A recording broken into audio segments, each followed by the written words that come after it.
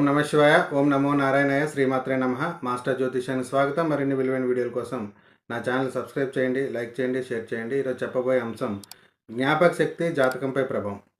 ఒక మనిషి అన్ని రంగాల్లో సక్రమంగా అభివృద్ధి చెందాలనుకున్నా, సరైన నిర్ణయాలు తీసుకోవాలనుకున్నా, ఒక విద్యార్థి తను చదివిందంతా పరీక్షల్లో గుర్తుపెట్టుకుని రాయాలన్నా, పోటీ పరీక్షలకు హాజరయ్యే విద్యార్థులు అనుకున్న ఉద్యోగాన్ని లేదా కోర్సుని సాధించాలనుకున్న జ్ఞాపక శక్తి చాలా అవసరం. అప్పుడు మాత్రమే వారి జీవితంలో ఉన్నత శిఖరాలకి ఎదగలుగుతారు. అయితే ఒక వ్యక్తి యొక్క జ్ఞాపక శక్తిపై ప్రభావం చూపించే అంశాలు ఏంటంటే బుధగ్రహం.